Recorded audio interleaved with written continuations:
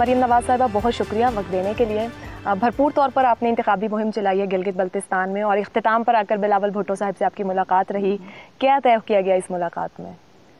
आयशा, तय तो कुछ नहीं हुआ, और ये एक मुलाकात कोई ख़ास मकसद के लिए हुई भी नहीं थी, क्योंकि बिलावल भुट्टो साहब और मैं एक ही होटल में ठहरे हुए हैं और एक ही फ्लोर पे ठहरे हुए हैं। हमारी मुलाकात पहले इसलिए नहीं हो सकी कि मैं अपनी कैंपेन ट्रेल में थी और वो आई थिंक हुंजा गए हुए थे, और वो कुछ दिन बाद आए। तो जब वो कल आए और मैं भी कल अपनी कैंपेन ख़त्म करके जब मैं घर आई, होटल आई, तो मैंने उनको फिर चाय पे इनवाइट किया था, क्योंकि मैं बड़ी हूँ तो मैंने सोचा कि वो यहाँ पर हैं तो मैं उनको चाय पे इनवाइट करूँ। किसी ख़ास मकसद के लिए वो मुलाकात नहीं हुई थी, लेकिन उसमें बहुत सारी चीज़ें डिस्कस हुई, और उसमें गिलगित बल्तिस्तान के इलेक्शन पे भी बात हुई, प्री पोल रिगिंग पे भी बात हुई, जो लेवल प्लेइंग फील्ड हमें नहीं दी गई उस पर भी बात हुई, और पीडीएम पे भी बात हुई, नैरेटिव्स पे भी बात हुई।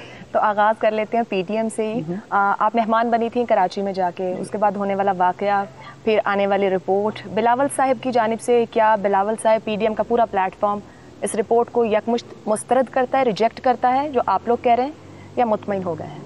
देखिए, बिलावल साहब का या पीपल्स पार्टी का इस पे जो मौक़िफ़ है वो तो वही बता सकते हैं। मैं आपको अपना मौक़िफ़ बता सकती हूँ, अपनी पार्टी का मौक़िफ़ बता सकती हूँ, और अपना ज़ाती मौक़िफ़ बता सकती हूँ।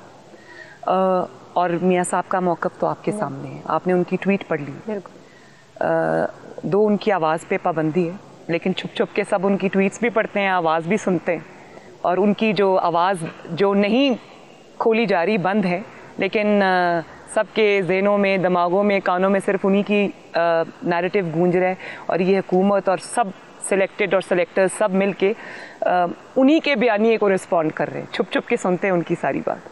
तो मैं तो आपको अपना मौक़िफ़ बता सकती हूँ। मगर कल की मुलाकात में कुछ तो आपने कोई अपना तहफ़्फ़ुज़ या ख़दशा या मियाँ नवाज़ शरीफ की बात के नहीं, सिंध हुकूमत को कुछ इसको देखना चाहिए, सोचना चाहिए, हम मुतमईन नहीं हो? नहीं, इस पर मैंने उनको नहीं कहा। कोई बात नहीं। उन्होंने कुछ बातें मुझसे शेयर की थी, मैंने भी उनसे कुछ बातें शेयर की, लेकिन वो ऑफ द रिकॉर्ड है। अच्छा, चलें।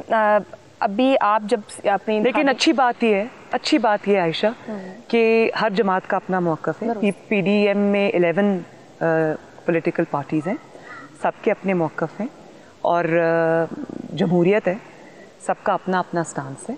लेकिन 3-4 बातें ऐसी हैं जिसके ऊपर पीडीएम का जो कंसेंसस है, और कोई भी जमात उससे हटने को तैयार नहीं। डिस्पाइट द फैक्ट कि बहुत ज़्यादा कोशिशें हो रही हैं, क्योंकि जिनके पास परफॉर्मेंस नहीं है, जिनके पास अपनी कोई कारकर्दगी नहीं है, जिनके पास अपनी कोई सियासत नहीं है, जो सियासी लावारिस हैं, सियासी यतीम हैं, उनकी एक ही चीज़ के ऊपर पूरी अब डिपेंडेंस है, और वो ये है कि कहीं पीडीएम में कहीं कोई क्रैक नज़र आए और हम कहें कि जी ओ हो ये तो, वो इस चीज़ के ऊपर तकिया करके बैठे हुए। मुझे तरस आता है उन लोगों के ऊपर कि छोटी छोटी बातों पे कि जी वहाँ पर मियाँ साहब की तकरीर नहीं हुई तो इसलिए कि पीडीएम ने नहीं चाहा कि उनकी तकरीर हो। मौलाना साहब ने परसों आके हर चीज़ वाजे कर दी, इसके ऊपर पीडीएम का कंसेंसस है, और जो इससे उम्मीद बांध के बैठे हुए हैं इंशाल्लाह उनको मायूसी होगी। ये जो आपने क्रैक्स की बात की, ये वाकई जब हम सहाफ़ती हलकों में कहीं बात होती है तो ये इसको नोटिस किया जाता है कि कहीं ना कहीं ये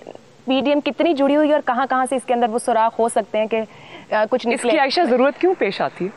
आपके पास और कोई काम नहीं है करने के लिए? पॉलिटिकल बहुत हमारा स्फीयर गर्म हो चुका है। नहीं, इसलिए कि आप पॉलिटिकली बिल्कुल इरेलेवेंट हो चुके हैं। आपको सिर्फ यही चीज़ एक रेलेवेंट नज़र आती है, और आपकी उम्मीद भी इसी से। ना आपके पास परफॉर्मेंस है दिखाने के लिए, ना आपके पास कोई पॉलिटिकल नैरेटिव इस वक्त। अगर आपने उम्मीद बांधी हुई है तो इसीलिए इसी चीज़ से बांधी हुई कि कहीं कोई, अल्लाह करे कि कोई क्रैक नज़र आ जाए। एक मिसाक होने जा रहा है, और तो मजीद मजबूती की कोशिश की जा रही है। अगर कोई लूप पीडीएम की बात करें, जी बिल्कुल, जिसकी डेट्स भी दी गई। पीडीएम का एक मिसाक तो हो चुका है, और वो मिसाक है कि इस हुकूमत को घर भेजना है इंशाल्लाह ताला। अवाम का जिस तरह से इसने इस्तेसाल किया उसको हमने घर भेजना है, और हमने हर इदारे को उसके कॉन्स्टिट्यूशनल रोल तक महदूद करना है। सियासत में मुदाखलत बंद करनी है। इस चीज़ पे फैसला है कि इस मुल्क को इलेक्टेड लोगों ने चलाना है, फ्री एंड फेयर इलेक्शंस होंगे। उसके बाद मुझे ये तो अभी का हमारा मीसाक है, लेकिन मेरा ज़ाती ख्याल है कि ये पीडीएम का जो मीसाक है वो ख़त्म नहीं होना चाहिए। वो जब हुकूमत घर चली जाए वो एक लार्जर, जिसको कहते हैं कि चार्टर में तब्दील होना चाहिए, जिसमें आवाम को एक नया चार्टर दिया जाए कि पाकिस्तान को किस तरह से गवर्न करना है।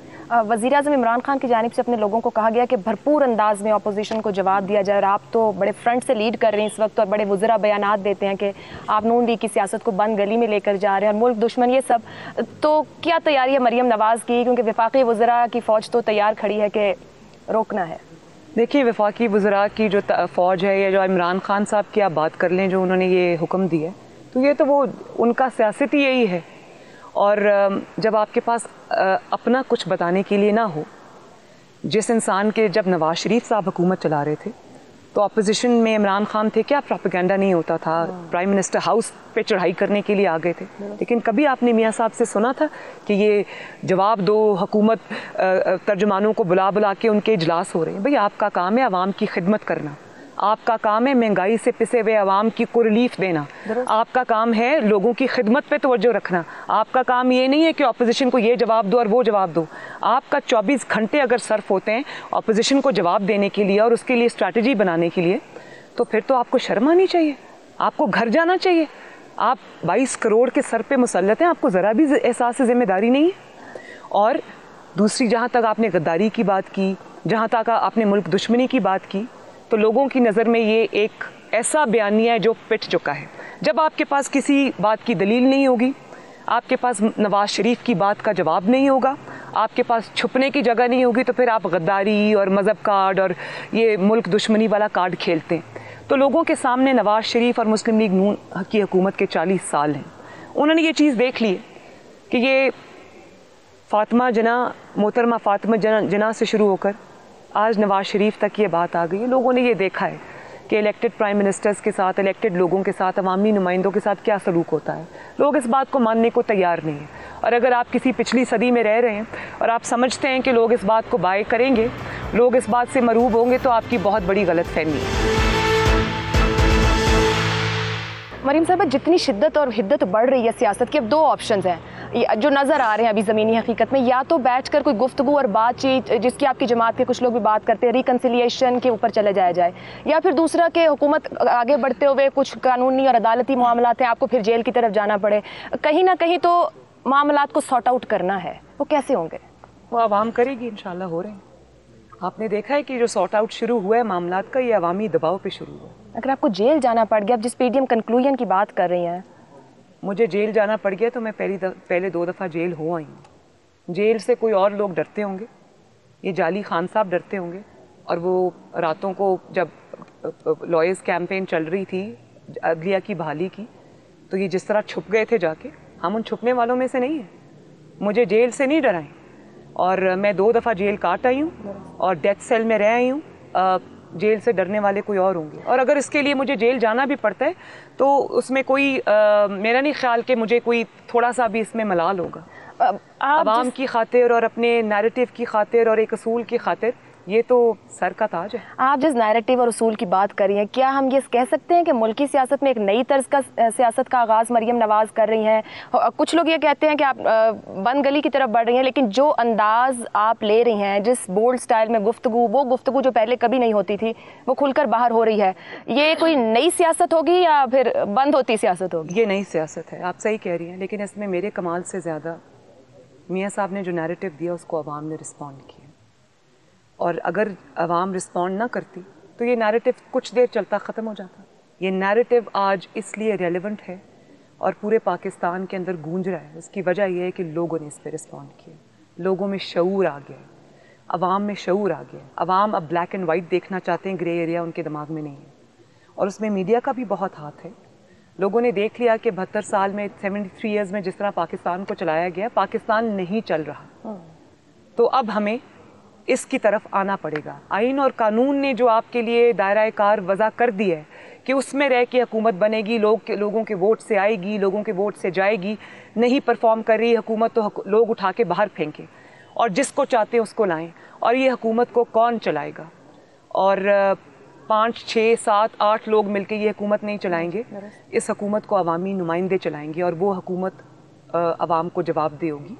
ये लोगों का नैरेटिव है, लोगों ने इसको अपना लिया है, इसीलिए सियासत बदल गई। इसीलिए आज लोग नवाज शरीफ की बात भी सुन रहे हैं, मरीम नवाज की बात भी सुन रहे हैं। इसीलिए सिलेक्टर्स और सिलेक्टेड एक पेज पे होने के बावजूद आज कमज़ोर होकर ख़त्म होने जा रहे हैं। जीबी का नतीजा टेस्ट केस कह सकते हैं? जो मूवमेंट आप और बिलावल भुट्टो चला रहे हैं पीडीएम, यहाँ का नतीजा क्या आप लोगों की वहाँ की सियासत का टेस्ट केस बनेगा?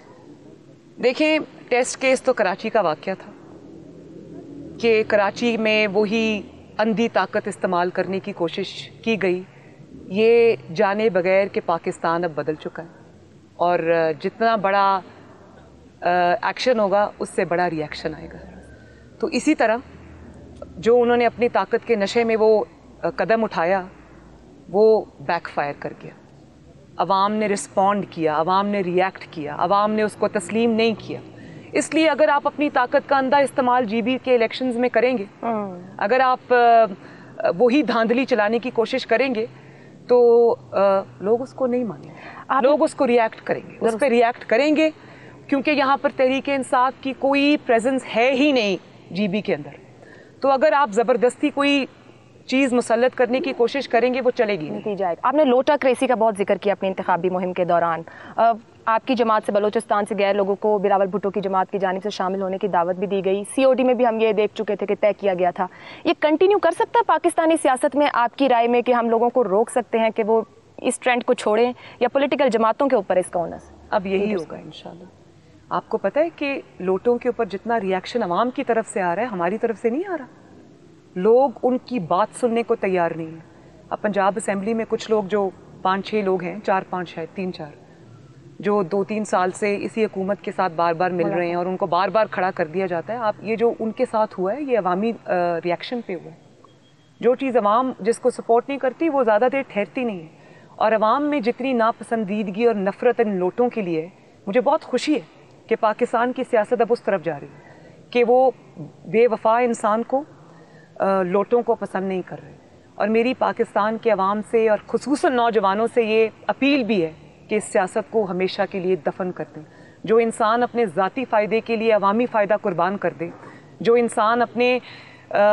इंसान अवाम की खातिर अवाम का नुमाइंदा होने के बावजूद थोड़ा सा प्रेशर भी बर्दाश्त ना कर सके, वो अवामी नुमाइंदा कहलाने के अहल नहीं है, वो आपके वोट का अहल नहीं है। उसकी सियासत को दफन कर दें और अल्लाह करे कि 2020 से पाकिस्तान की सियासत ये हो कि जिसको आपको पार्टी पॉलिसी से इत्तेफाक नहीं है, आप प्रेशर नहीं ले सकते, आप घर बैठे। लेकिन वक्त आने पर जब आपको लगे कि मुझे थोड़ा सा ज़ाती फ़ायदा वहाँ नज़र आ रहा है, आप अवामी फ़ायदा उस पर कुर्बान करके जाएं, तो फिर आपको अवाम के गैज़ो गज़ब का निशाना बनना पड़ेगा। आपने प्रेशर की बात कर दी है। पीडीएम पे जो मौक़िफ़ मुस्लिम लीग नून मियां नवाज शरीफ साहब का सामने आया, वो एक नई तरह का प्रेशर था जो खुलकर अवाम के सामने रखा गया। कल की मुलाकात में भी बात हुई कि इस प्रेशर को और ऊपर ले जाया जाएगा, हाई बिल्ड होगा, इससे भी आगे की बात सामने आ सकती है, इससे भी आगे का मौक़िफ़ सामने आ सकता है, या थोड़ा टोन डाउन कुछ अरसे के लिए कम से कम जलसे कर लें? नहीं, देखें, अगर हम टोन डाउन करें भी तो इनकी अपनी जो कारकर्दगी है, इनके अपने जो ब्लंडर्स हैं, जो घबराहट में ये कर रहे हैं, ये खुद ही उसको हाइप देंगे इंशाल्लाह। और जब वो हाइप होगी तो हमें रिस्पॉन्ड करना पड़ेगा।